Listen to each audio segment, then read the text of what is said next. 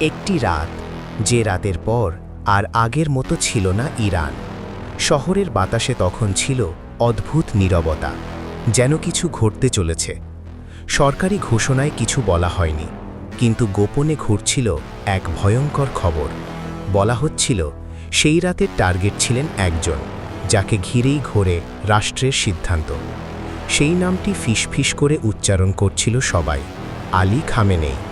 কিন্তু সত্যিই কি তিনি সেই রাতের মূল লক্ষ্য ছিলেন, নাকি পুরো ঘটনাটি ছিল আরও বড় কোনো গোপন অপারেশনের অংশ? রাজধানী তেহরানের আকাশে সেদিনের অস্বাভাবিক নড়াচড়া আজও রহস্য। নিরাপত্তা বলয় হঠাৎ কেন এত কঠোর হয়ে উঠেছিল, সেই প্রশ্নের উত্তর আজও অজানা। আন্তর্জাতিক মিডিয়ায় শুরু হয়েছিল বিপরীতমুখী রিপোর্টের ঝড়।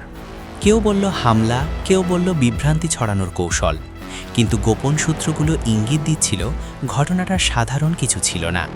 সেই রাতের কয়েক মিনিটের মধ্যেই বদলে যায় রাজনৈতিক আলোচনার সুর। বিশ্ব নেতাদের জরুরি বৈঠক, বন্ধ দরজার আড়ালে অস্থির আলোচনা, অথচ সাধারণ মানুষের সামনে ছিল শুধু নীরবতা আর অনুমান। প্রশ্ন একটাই, সত্যটা আসলে কি লুকানো হয়েছিল সেই অন্ধকারের ভেতরে? যদি এটা সত্যি হামলা হয়ে থাকে, তবে কেন আজও সব তথ্য প্রকাশ করা হয়নি? আর যদি গুজব হয়ে থাকে, তবে কে ছড়িয়েছিল এমন বিস্ফোরক খবর?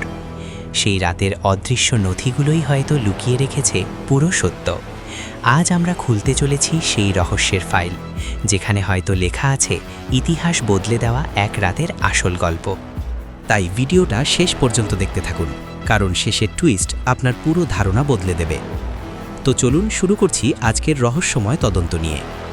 একটি রাত, একটি হামলার দাবি আর অসংখ্য অজানা প্রশ্ন। Silent truth India presents. সত্যি কি নিহত হলেন আলী খামেনেই? যে খবর ছড়িয়ে পড়েছিল মুহূর্তের মধ্যে পুরো বিশ্ব জুড়ে, কিন্তু যার সত্যতা আজও রয়ে গেছে বিতর্কের আড়ালে। এটা কি বাস্তব কোনো গোপন অপারেশন ছিল, নাকি তথ্যযুদ্ধের সবচেয়ে বড় মনস্তাত্ত্বিক চাল?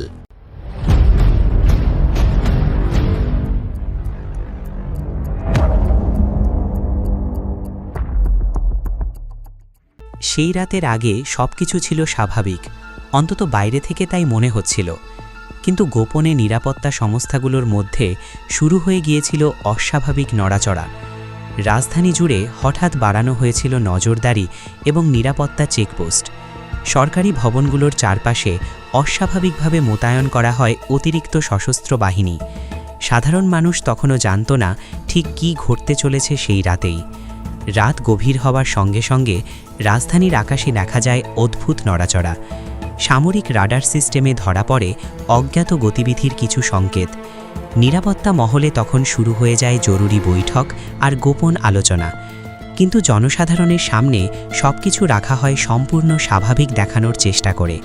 ঠিক সেই সময় রাজধানীর একটি বিশেষ নিরাপত্তা এলাকায় ঘটে যায় অপ্রত্যাশিত এক ঘটনা।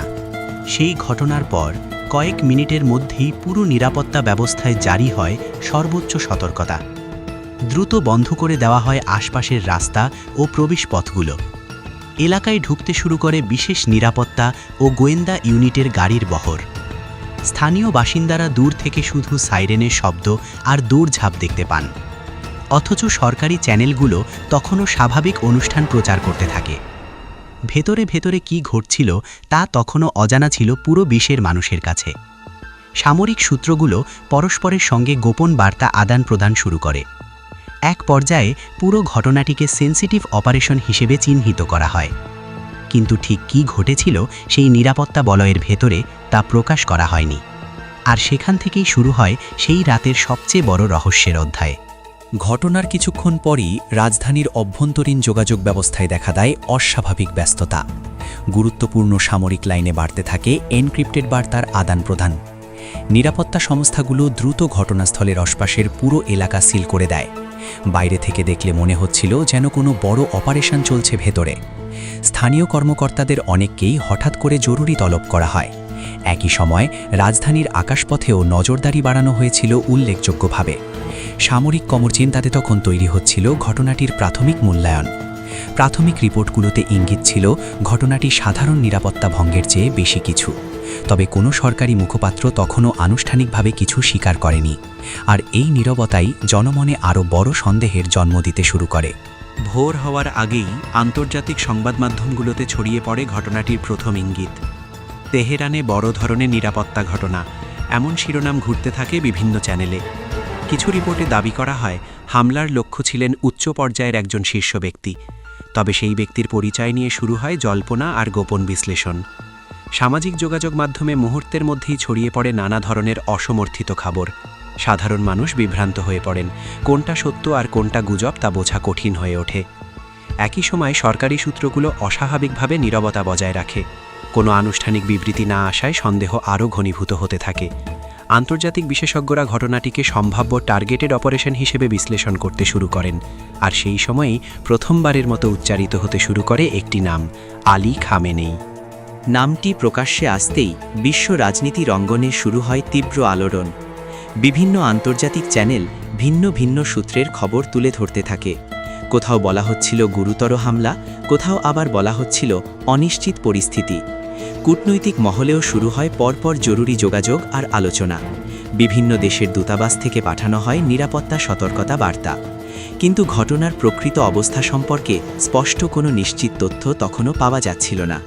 বিশেষজ্ঞ প্রশ্ন তুলতে থাকেন, এটা কি সত্যিই লক্ষ্যভিত্তিক হামলা ছিল, নাকি বড় কোনো সামরিক অপারেশনের অংশ হিসেবে ঘটে যাওয়া পার্শ্ব ঘটনা? ঘটনাটিকে ঘিরে তৈরি হতে থাকে রাজনৈতিক ও মনস্তাত্ত্বিক চাপের নতুন মাত্রা। আর বিশ্বজুড়ে একটাই প্রশ্ন ঘুরতে থাকে, আসলে সেই রাতের ভেতরে কি ঘটেছিল? ঘটনার পর ২৪ ঘন্টা পেরিয়ে গেলেও কোনো আনুষ্ঠানিক নিশ্চিত ঘোষণা আসে না। এই নীরবতাই সন্দেহকে আরও গভীর করে তোলে। আন্তর্জাতিক সংবাদ মাধ্যমগুলো নিজেদের সূত্র যাচাই করতে ব্যস্ত হয়ে পড়ে। একই সময়ে আঞ্চলিক শক্তিগুলোর মধ্যে কূটনৈতিক বার্তা আদান প্রদান শুরু হয়। মধ্যপ্রাচ্যের মানচিত্রে সম্ভাব্য উত্তেজনার নতুন হিসাব কষা হতে থাকে। বাজারে দেখা দেয় অস্থিরতা, তেলের দামে ওঠানামা শুরু হয়। সাধারণ মানুষের মনেও তৈরি হয় অজানা আশঙ্কা। সামাজিক যোগাযোগ মাধ্যমে গুজব আর বিশ্লেষণের বন্যা বয়ে যায়। অথচ সংশ্লিষ্ট কর্তৃপক্ষ এখনও তথ্য প্রকাশে সতর্ক অবস্থান নেয়। আর ঠিক এই অনিশ্চয়তার মধ্যেই ঘটনাটি পরিণত হয় আন্তর্জাতিক রাজনৈতিক রহস্যে। তৃতীয় দিনের মাথায় অবশেষে একটি সংক্ষিপ্ত সরকারি বিবৃতি প্রকাশ করা হয়। বিবৃতিতে বলা হয়, ঘটনা ঘটেছে কিন্তু পরিস্থিতি নিয়ন্ত্রণে রয়েছে। তবে সেখানে উল্লেখ করা হয়নি ঘটনার প্রকৃত লক্ষ্য বা ক্ষতির বিবরণ। আন্তর্জাতিক বিশ্লেষকরা বিবৃতির ভাষা খুঁটিয়ে বিশ্লেষণ করতে শুরু করেন। অনেকের মতে শব্দচয়নেই লুকিয়েছিল আসল ইঙ্গিত। একই সময়ে রাজধানীর উচ্চ নিরাপত্তা এলাকায় বাড়ানো হয় আরও কঠোর পাহারা। ঘটনাস্থলের আশপাশে সাংবাদিকদের প্রবেশ সম্পূর্ণ নিষিদ্ধ ঘোষণা করা হয়। কিছু আন্তর্জাতিক সূত্র দাবি করে ঘটনার গুরুত্ব ঘোষণার চেয়ে অনেক বেশি। তবে নিশ্চিত তথ্যের অভাবে সবকিছুই রয়ে যায় অনুমান আর বিশ্লেষণের পর্যায়ে। আর ঠিক তখনই সামনে আসে এমন একটি তথ্য যা পুরো ঘটনার দৃষ্টিভঙ্গি বদলে দিতে পারে। সেই তথ্যে ইঙ্গিত ছিল ঘটনাটি কেবল একটি নিরাপত্তা ভঙ্গ নয়, বরং বৃহত্তর কৌশলগত বার্তার অংশ হতে পারে। বিশ্লেষণে উঠে আসে সম্ভাব্য তথ্যযুদ্ধের একটি পরিকল্পিত চিত্র। কিছু বিশেষজ্ঞ মনে করেন উদ্দেশ্য ছিল মনস্তাত্ত্বিক চাপ সৃষ্টি করা, আবার অন্যদের মতে এটি ছিল প্রতিপক্ষকে বিভ্রান্ত করার কৌশল। ঘটনার কেন্দ্রবিন্দুতে থাকা নামটি নিয়েও তৈরি হয় নানা বিশ্লেষণ, কিন্তু কোনো নির্ভরযোগ্য প্রমাণ প্রকাশে না আসায় বিতর্ক থামেনি। আন্তর্জাতিক পর্যবেক্ষকেরা ঘটনাটিকে অসম্পূর্ণ তথ্যের সংকট হিসাবে আখ্যা দেন। সময়ের সঙ্গে সঙ্গে শিরোনাম বদলালেও প্রশ্নগুলো রয়ে গেল একই। সত্য আড়ালেই রয়ে গেল, নাকি আমরা পুরো চিত্রটাই কখনো দেখিনি? সেটাই হয়ে উঠল মূল রহস্য। আর তাই আজও সেই রাতের গল্প শেষ হয়নি, কারণ ইতিহাসে কিছু প্রশ্ন উত্তর পাওয়ার আগেই কিংবদন্তি হয়ে যায়। সত্যটা হয়তো আমাদের সামনে ছিল, কিন্তু আমরা সেটাকে অন্য নামে চিনেছি। যে রাত নিয়ে এত আলোচনা, হয়তো সেটাই ছিল পরিকল্পিত নীরবতার রাত। হামলা, গুজব, কৌশল সবকিছুর ভেতরে লুকিয়ে থাকতে পারে অন্য কোনো বার্তা। কখনো কখনো যুদ্ধ শুধু সীমান্তে হয় না, হয় মানুষের মনে। তথ্যযুদ্ধের যুগে সত্য আর বিভ্রান্তির পার্থক্য করা সবচেয়ে কঠিন কাজ। আর ঠিক সেখানেই শুরু হয় সবচেয়ে বড় মনস্তাত্ত্বিক খেলা। আমরা যা শুনেছি তা কি পুরো সত্য ছিল নাকি অর্ধেক গল্প?